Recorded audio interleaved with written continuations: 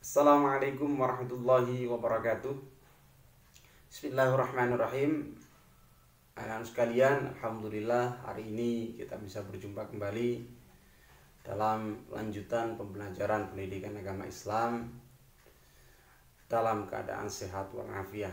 Pak Aris berharap kalian yang ada di rumah senantiasa diberikan kesehatan oleh Allah Subhanahu wa taala sehingga kita semua dapat menjalankan aktivitas kita sehari-hari dengan maksimal, dengan sebaik mungkin. Anak-anak sekalian, sebelum pembelajaran kita mulai, mari kita berdoa terlebih dahulu dengan harapan pembelajaran kita hari ini berjalan dengan lancar. Berdoa sesuai keyakinan masing-masing. Berdoa mulai.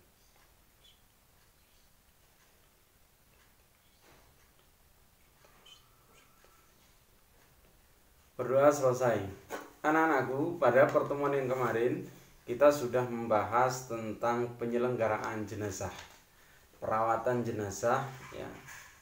Sebagaimana kita ketahui bahwa merawat jenazah ini adalah hukumnya fardu kifayah, yang mana kita sebagai umat muslim memiliki kewajiban bersama untuk merawat saudara kita yang sudah meninggal. Kemarin sudah kita bahas sampai dalam bahasan memandikan jenazah. Saat ini kita bahas tentang mengkafani. Dalam hal mengkafani ini, beberapa hal yang perlu diperhatikan dalam mengkafani jenazah. Yang pertama adalah hukum dan syarat orang yang mengkafani sama dengan ketentuan yang memandikan jenazah. Yaitu sama seperti kemarin, orang yang berhak memandikan jenazah itu keluarganya, berjenis kelamin yang sama, kemudian orang Islam, dan juga dapat menjaga kerahasiaan jenazah. Nah, kemudian yang kedua, kain kafan diperoleh dengan cara yang halal, yakni dari harta peninggalan jenazah ahli waris atau diambil dari baitul mal jika tersedia, atau dibebankan kepada orang Islam yang mampu. Nah, jadi jangan sampai kain kafan ini kita dapat dari hal yang haram. Kemudian kain kafan hendaknya bersih, berwarna putih dan sederhana, tidak terlalu mahal dan tidak terlalu murah, sehingga harganya yang sedang-sedang saja. Kemudian kain kafan minimal 1 lapis untuk menutupi seluruh tubuh. Yang penting seluruh tubuh itu tertutupi oleh kain kafan, tidak ada yang terbuka. Itu minimalnya. Bagi jenazah laki-laki sebaiknya dibungkus 3 lapis tanpa ditambah serban, sarung dan kopiah dan sebagainya. Nah, ini baiknya orang laki-laki dibungkus sampai 3 lapis.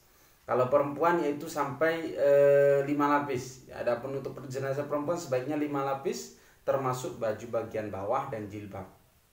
Jadi perempuan itu ada bagian jilbabnya sendiri ya anak-anak ya. Nanti kan kita praktek kita akan tahu nanti ya. Bagian jilbabnya ada sendiri, kemudian bagian baju bagian bawah itu ada. Jadi ada potongan kain sedikit untuk menutupi bawah gitu. Kemudian tata cara mengkafani jenazah ya, pertama adalah hamparkan selembar tikar di atas lantai atau balai, rentangkan 5 utas tali di atasnya. Jadi talinya terlebih dahulu. Kemudian susun lapisan kain kafan 3 lapis untuk laki-laki dan 5 lapis untuk perempuan. Ya, itu 3 lapis dan 5 lapis ini sesuai dengan hadis Nabi Muhammad SAW, yakni kuffina fi thalathati aswabin yamaniyatin bidin sahuliyatin min kursufin laisa fihinna qamis wala imamah. Isa berkata bahwa Rasulullah saat wafat dikafani jasadnya dengan 3 helai kain yang sangat putih terbuat dari katun dari negeri Yaman, dan tidak dikenakan padanya baju serban atau tutup kepala. Ya.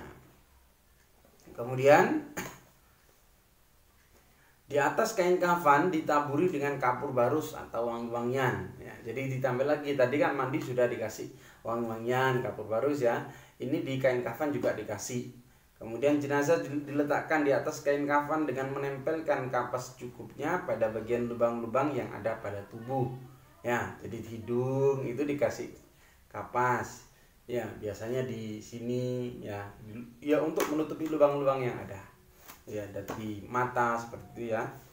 Kemudian terakhir tubuh jenazah dibungkus dengan kain kafan sampai rapi, kemudian diikat dengan tali dari bagian ujung kepala, dada, perut, lutut, dan ujung kaki. Nah, ini talinya tidak usah tali paten ya, tali yang bisa dibuka kembali, karena nanti ketika di makom, ketika di kuburan akan dibuka kembali. Kemudian yang ketiga adalah anak-anakku, perawatan yang ketiga yaitu kita mensolatkan jenazah.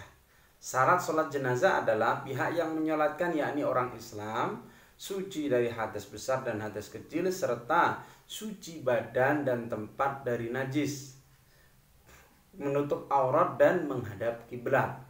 Kemudian jenazah disolatkan setelah dimandikan dan dikafani. Jadi proses mensolatkan jenazah harus melewati dimandikan terlebih dahulu, kemudian dikafani, baru disolati. Kemudian jenazah yang diletakkan ke arah kiblat orang yang menyolatkan, kecuali sholat di atas kubur atau sholat gaib. Yang berikutnya adalah rukun sholat jenazah adalah niat. Yang pertama adalah niat, kemudian yang kedua adalah berdiri bagi yang mampu, takbir 4 kali. Jadi anak-anakku, sholat jenazah itu tidak ada rakaat ya, hanya 4 takbir. Jangan salah. Jadi sholat jenazah itu tidak ada bilangan rakaat, tapi 4 kali takbir. Setelah takbir yang pertama adalah membaca suratul Fatihah. Setelah takbir kedua ya, kemudian membaca salawat atas Nabi Muhammad SAW. Kemudian mendoakan jenazah, kemudian mendoakan keluarga yang ditinggalkan, dan yang terakhir adalah mengucapkan salam. Kemudian sunnah sholat jenazah yaitu mengangkat tangan pada tiap takbir, Allahu Akbar ya, merendahkan suara bacaan ya, tidak ada suara lantang ya, maksudnya dalam bacaannya itu meskipun imam seperti itu. Kemudian membaca ta'awud, disunahkan banyak jamaahnya, makmum memperbanyak shaf minimal 3 shaf. Makanya misal ada orang 9, maka jangan dijadikan 1 shaf. Nah, dijadikan 3 shaf, berarti orang 3 ya. Kalau bisa banyak. Ya, kalau kita lihat zaman sekarang itu anak-anakku kadang yang mengantarkan ke makom, ke kuburan itu banyak sekali dari rumah. Tapi kadang waktu di masjid yang sholat sedikit. Nah, ini anak-anakku pahala ya. Pak Haris pernah dengar bahwa pahala orang yang merawat jenazah ya.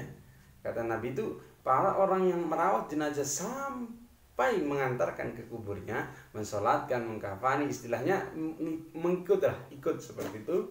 Itu bagi kita mendapatkan besarnya itu sebagaimana 2 gunung Uhud seperti itu. Saking besarnya kita merawat saudara kita yang hendak menuju peristirahatan terakhir seperti itu.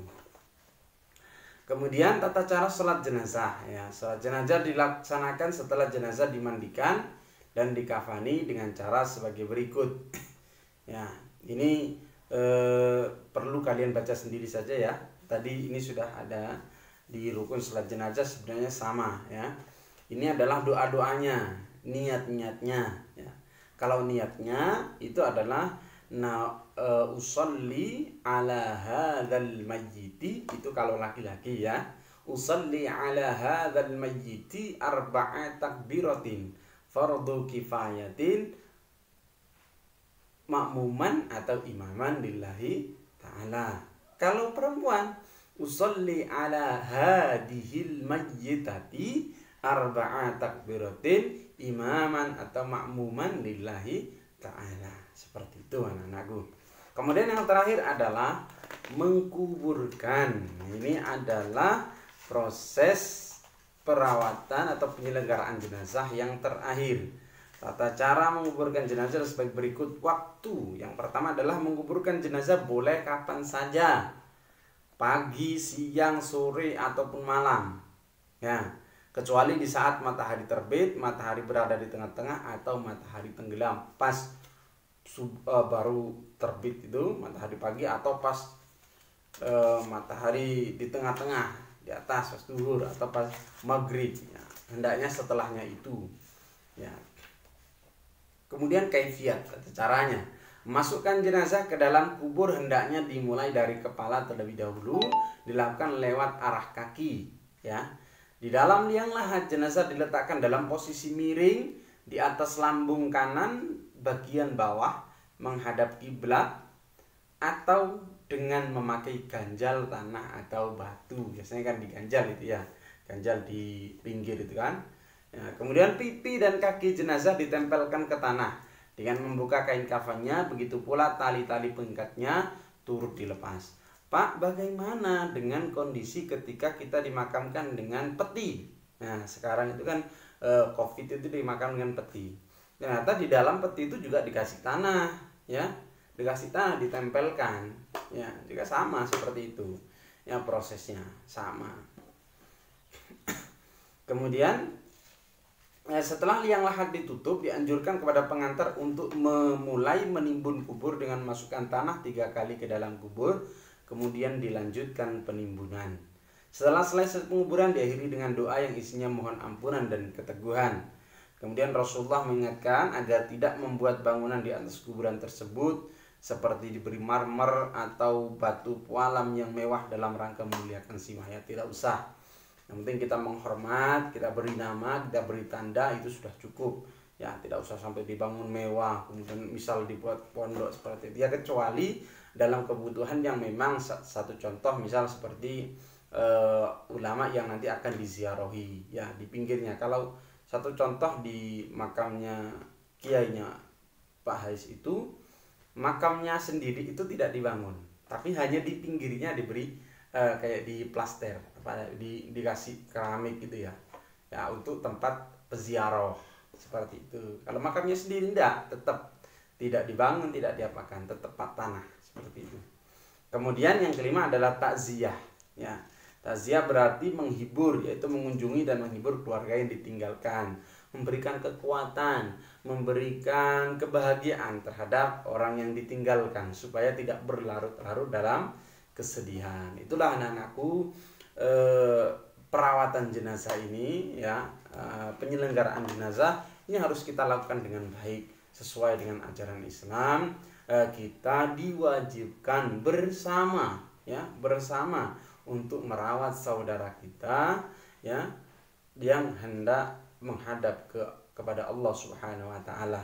Dengan harapan ketika kita merawat itu, yang pertama memang melakukan kewajiban.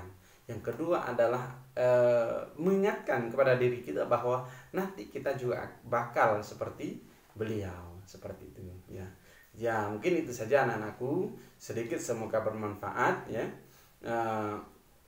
Kita ambil hikmahnya dari pelajaran bab ini tentang penyelenggaraan jenazah ini, bahwa manusia itu tidak ada yang hidup kekal, ya, tidak ada yang hidup abadi.